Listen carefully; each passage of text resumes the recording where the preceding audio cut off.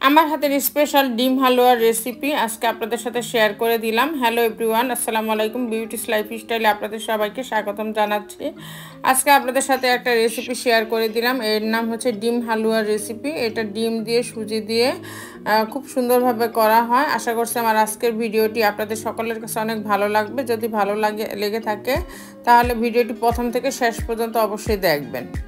তারপর এখানে ডিম সুজির হালুয়া করার জন্য যা যা লাগবে উপকরণ সব এক নজর দেখিয়ে দিলাম। চুলায় একটা কড়াই বসিয়ে দিয়েছি, এর মধ্যে পরিমাণ মতো ঘি দিয়ে দিব। আজকে সমস্ত হালুয়াটা ঘিয়ের মধ্যে তৈরি করব। ঘিটা ভালো মতো গরম হয়ে গেলে এর মধ্যে আমি সুজিটা দিয়ে হালকা নেড়ে চেড়ে নিব। হালকা ভাজা ভাজা করব, বেশি ভাজবো না। এই যে সুজিটা দিয়ে দিলাম, এর মধ্যে ঘিটা গলে গেছে, খুব সুন্দর একটা ফ্লেভার এসেছে। খাঁটি ঘি, আড়ঙের ঘিটা খুবই ভালো। তারপর তো আস্তে আস্তে নাড়াচাড়া করব যাতে নিচ দিয়ে লেগে না যায়, প্লাস একদম খুব পারফেক্টভাবে রান্না হয়ে যায়। আমি তো মিষ্টি জাতীয় খাবার রান্না করলে একটু চিনি লবণ দেই, আপনারা যদি দিতে মন চাই দিবেন, না দিতে মন চাইলে নাই, অ্যাভয়েড করবেন।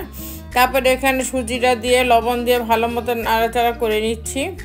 তারপর এর মধ্যে এখন আমি পরিমাণ মতো চিনি দিয়ে দিব। আমি একবারে সব দিব না, প্রথমে অল্প একটু দিব, তারপরে আবার যদি লাগে তখন আবার টেস্ট করে পরে দিব। এই যে সুজির সঙ্গে চিনিটা ভালো মতো মিশিয়ে নিচ্ছি যাতে একদম গলে যায় গরম তাপে। তারপর তো এখানে বারবার নাড়াচাড়া করা লাগবে, কারণ চুলার জাল কমিয়ে দিয়েছি। যদি একটু লড়ে যায় তাহলে নিচ দিয়ে লেগে যাওয়ার সম্ভাবনা আছে। এখানে আমি 8টা ডিম ব্যবহার করেছি। ডিমগুলি একদম ফেটিয়ে দিচ্ছি এই সুজি চিনি এগুলির সঙ্গে। খুবই সুন্দর একটা ফ্লেভার এসেছে। ডিম দিয়ে যে কোনো খাবার রান্না করি না কেন সব খাবারই টেস্টি হয়। তারপর সমস্ত উপকরণ একসঙ্গে ভালো মতো মিশিয়ে নিয়েছি। এর মধ্যে এখন উপর দিয়ে কিছু গুঁড়া দুধ দিয়ে দিব। এটা অপশনাল, দিলেও হয় না দিলেও হয়। গুঁড়া দুধটা দিলে যেমন স্বাদটা খুব ভালো হয়। তারপর আমি চিনিটা টেস্ট করে নিয়েছি, আরও কিছু চিনি অ্যাড করে দিলাম। দিয়ে এখন ভালো মতন ডিম চুলায় নাড়াচাড়া করে নিব। একদম ঝরঝরা হবে আর খেতে তো খুবই সুস্বাদু হয়েছে। আমি তো ভয়েস ওভার করার সময় এখনই আমার জিভে জল চলে